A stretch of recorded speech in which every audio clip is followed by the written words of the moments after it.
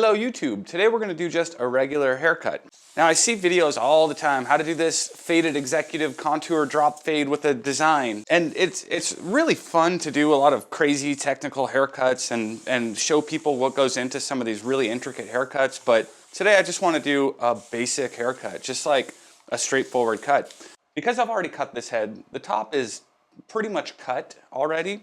But whatever length you're starting with, what you'll want to do first is part a horseshoe from corner around the back to the other corner and get the hair on top out of your way. This is to give us less hair to work with, less hair to worry about. We don't have to be combing around all this long hair while we're dealing with the sides. So I'm just going to clip this up attractively here.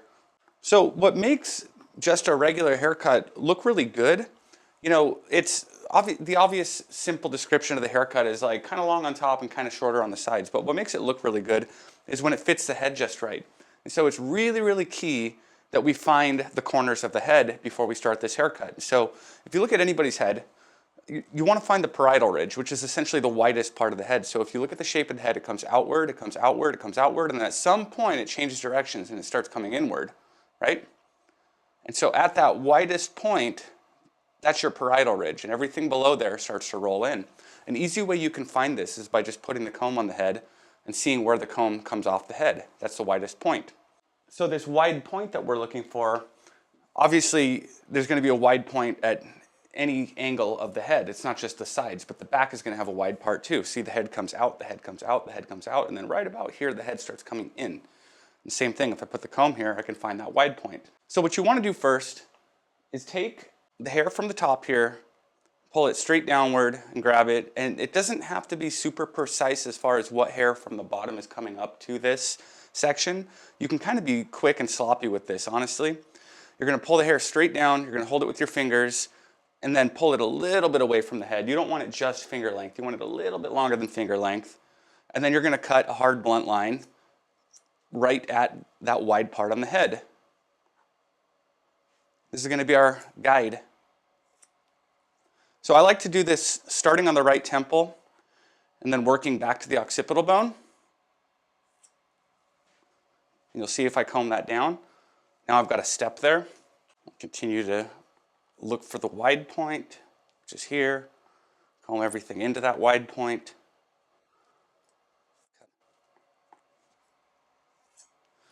So once I get to the middle of the head, instead of working the rest of the way around, if I work all the way from right to left, a lot of times I'll start off, you know, here's the widest point.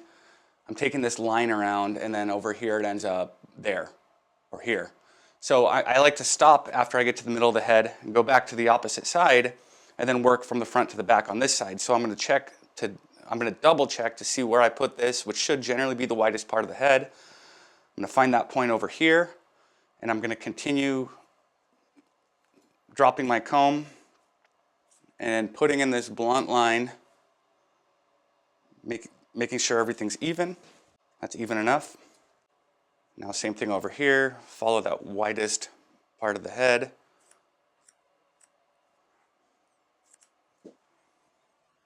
And connect it to the end of my right side in the middle there. So now I got a little bit of a step, a little bit of a bowl haircut starting to happen. But this is our guide to make sure that all the long hair on top is sitting on the widest part of that head. Traditionally, classically, on an ideally shaped head, the parietal ridge actually kind of dips down just a little bit in the front here. And dipping it down in the front here does a couple things for us. For one, if the growth patterns are weird here, it gives you a little bit more length to be able to comb the hair back later by lowering this line. It also lends to square off the head from the top down. So see, the head rolls inward right here. By leaving this a little bit longer, when everything is combed back, it squares out the appearance here. So you're adding extra corners and angles, which is nice. And then also the parietal ridge tends to arc over this way and dip down in the back. And so classically, traditionally, you'll see this line dip down in the front, come up, and then come back down here. But you can't just blindly sort of guess where it is. It really is helpful to look for it. Head comes out, right about here, head comes down. I'll show you again. The head comes outward, it gets wider, it gets wider, it gets wider, right about here, right where my line's sitting, then it starts getting narrower. And this is going to be different on everybody. Some people's parietal ridge, like on my own head, my parietal ridge is way up here and I have like a mile of head, like Homer Simpson, before it gets wide. But on other people, I've seen the widest part of the head actually be immediately above the ear. So you got to just find that point on every client and work to the head shape. So our next step, now that we have this guide going around the head, is to essentially take the length of the guide and blend it into nothing. So there's a few ways we can do this. You could take diagonal sections that will lay about in the way that you want the hair to end up laying. And if you were to take those sections and pull them out, I don't know if you can see that. You can see all this hair here that needs to be cut off. I could see my guide that I cut. I could see what I want it to do is come down to basically nothing. So I have this hair in the middle that needs to be cut off. So if your fingers, like mine, are a little bit big to grab that little bit of hair there and cut vertical sections this way, like I can get some of it, but I can't get all the way down to the bottom. One approach is to just take off what you can. Start with that guide up on top, take hair off underneath, angled inward, and then come back later and hit that with scissor over comb. If you're really proficient with scissor over comb, at this point you could blow dry the hair and then just scissor over comb everything. But for the sake of the video, I'm going to keep taking these diagonal sections and taking off what I can, and then leaving the hair right at the bottom that I can't fit into my fingers.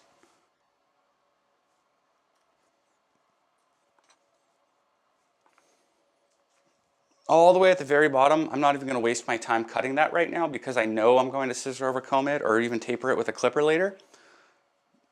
So I'm only going to go down as far as I'm pretty sure I'll need to. Somebody once taught me that if you want to do a fast haircut, the goal is to cut every hair once. And so if I were to take these, sections that are running vertically here and cut them all the way down to the bottom and then go back and taper it, these hairs on the bottom will be getting cut twice. And so since I know I'm going to taper it later or scissor over comb it later, I'm just going to leave it for now. Now, since I already have a guide that's going all the way around the head, I'm not worried about making things uneven as I work around here as I put in the guide, because I already have the guide there. So, you know, the guide doesn't lie. It's where it needs to be. I already double checked the guide. So now building off of the guide, I don't have to eyeball anything or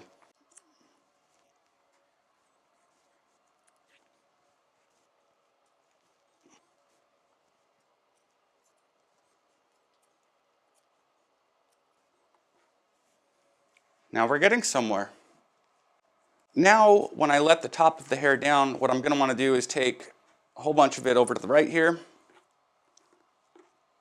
And on this right side, pull up vertical sections to connect the length on top to that guide. If I pull out a vertical section here, it's kind of slightly diagonal back. You can see the guide is here. All the hair we cut in those vertical sections is here, and then here's the top that needs to be cut.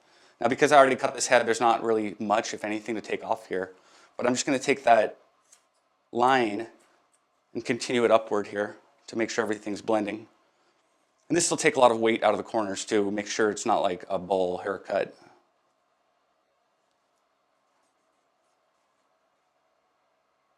I'm trying to do this without blocking the camera. It's hard. My pinkies want to like come in to help hold this hair tighter, but I know that I'm blocking the shot when I do that.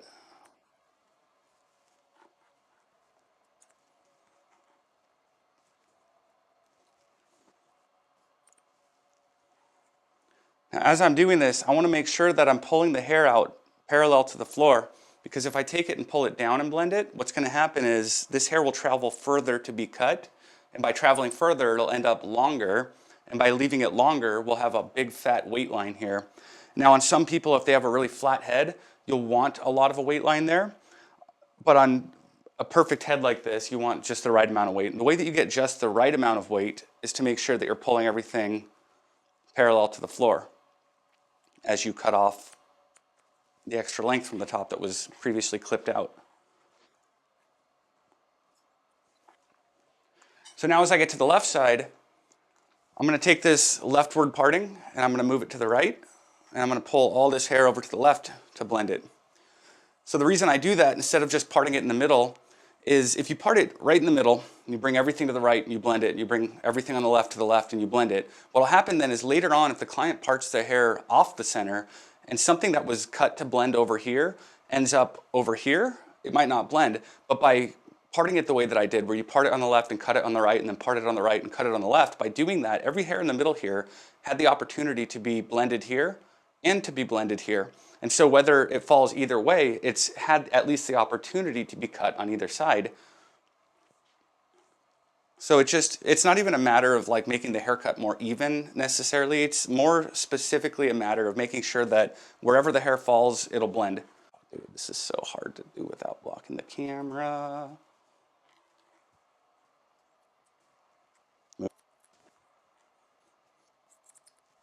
So you'll notice that as I'm cutting these areas right here, I'm holding my scissors kind of funny. Instead of putting my thumb on the regular side like I normally would, which is putting my fingers in the way where it's kind of hitting the head, if I put my thumb on the opposite side of the scissor, I can bend my fingers inward, and that way I can get close to the head with my hand here. Anytime something's hard to do or uncomfortable to do, you got to flip the way you're holding it. Whether it's the scissor side or your hair holding hand. If you're holding something this way and it's really awkward to do, you got to flip your hand. If your scissors are feeling awkward trying to grab some of these sections here, you got to flip your thumb to the other side of the scissor. Like, that's kind of awkward, but that's easy.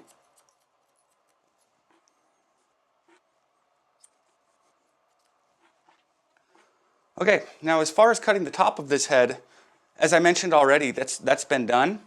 So instead of going through here and pretending to cut it, I'm going to put a link in the description to the video where I actually already cut the top of this. So at this point, you would want to pull up hair in the middle and cut it. And so go to the link in the description when you're done watching this video to figure out how to cut the top. Or go now and come back here. So now that everything's been cut, except for these short hairs on the bottom that I want to scissor over comb, I'm not going to scissor over comb them while they're wet. And even if they had air dried a little bit at this point, I want to make sure that everything's smooth and even before I scissor over comb. So what I'm going to do at this point is flat wrap the hair.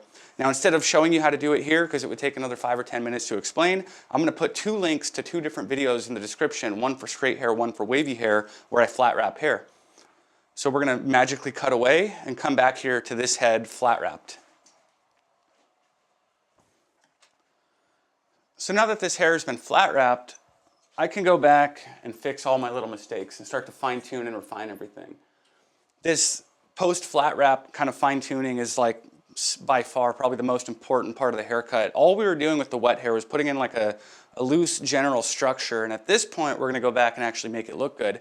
So if I were doing this haircut in the salon and time was actually a factor, I probably would have put in that first guide, blended the top to the sides, and then flat wrapped it, and I would have left like a full-blown shag mullet thing all the way around here that I would scissor over comb off.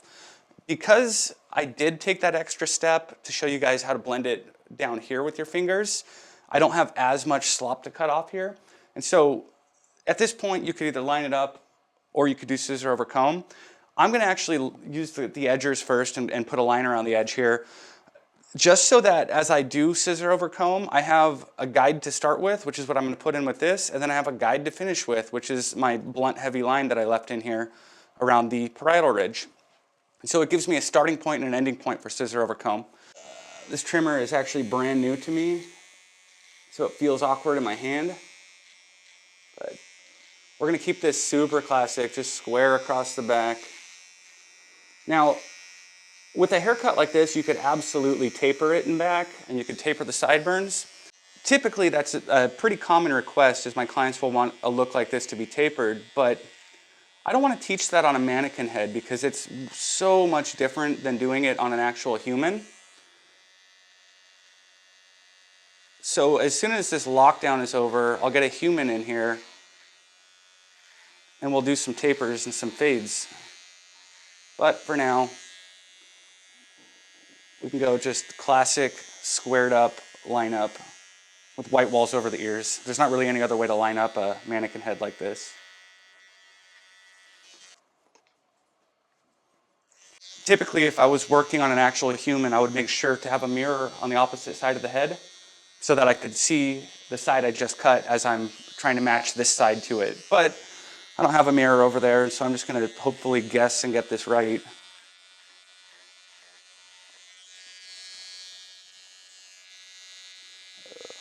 That should have been taken off earlier.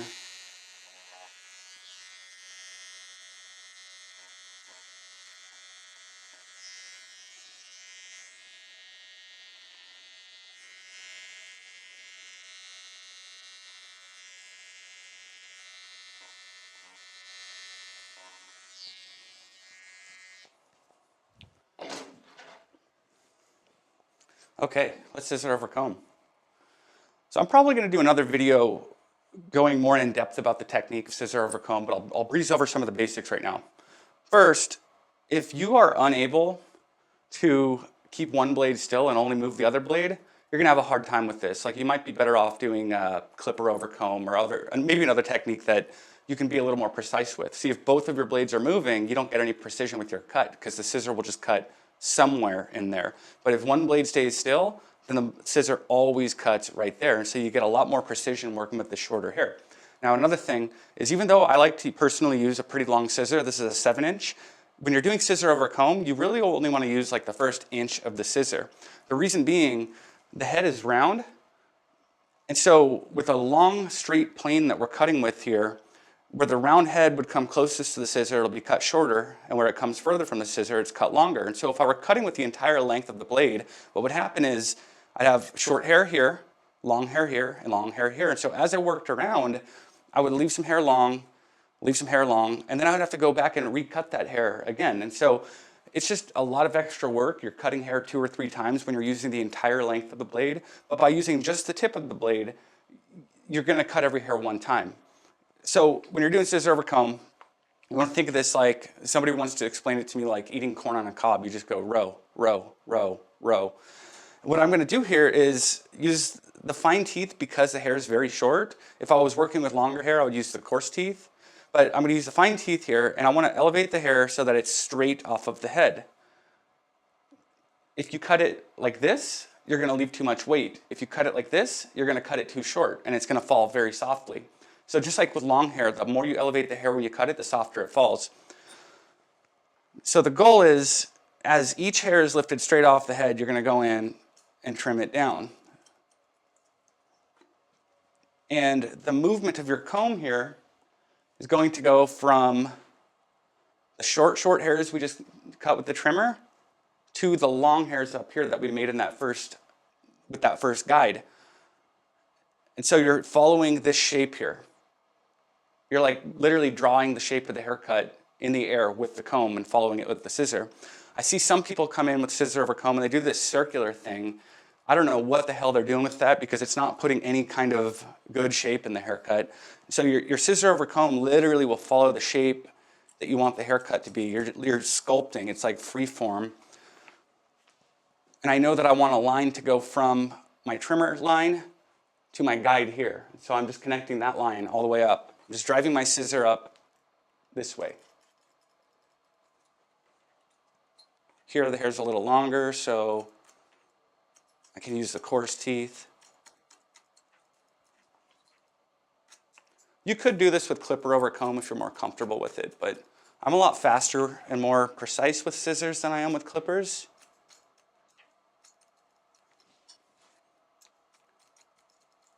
And then you'll want to make sure too, after each pass, comb the hair down and make sure everything's blending to your liking and laying nicely. Another key too is if you have a weight line like about here, a lot of times we'll want to scissor over comb to the weight line and stop. But if you want to get rid of that weight line, you have to go up past it. So I'm going to start down here, work upward, find that weight line, and then work through the weight line to soften it.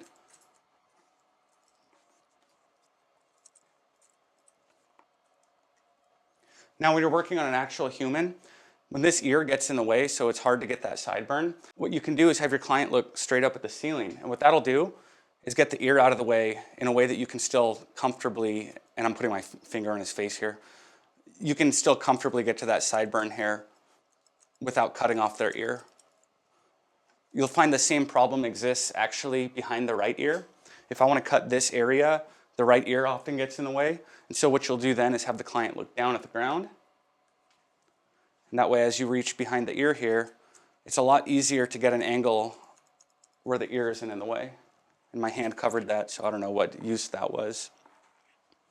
And I got a little bit of a weight line here. This is all just fine tuning right now, like essentially fixing the tiny mistakes that I already had left in before. So here we have just a regular men's haircut. You'll notice that I didn't texturize anything. I want to save that for another video. It'll actually probably be the next video that I do.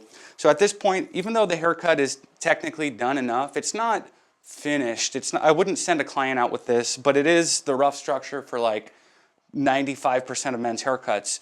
From this point with texturizing, you could really control the different things that the hair will want to do and customize it to make it lay nicely and more specifically in ways that the client wants it to.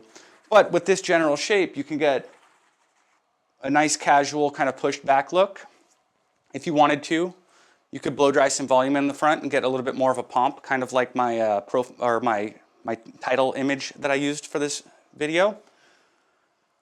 If you wanted to, because it was cut symmetrically, you could part it either way.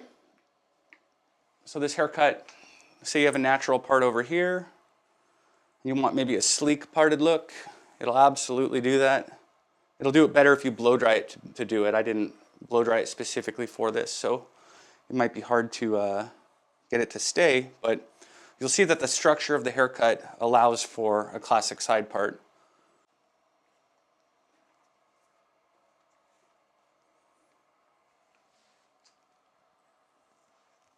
So there you have it, a very straightforward, regular haircut.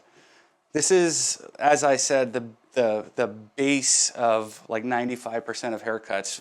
From here, it's just little tweaks.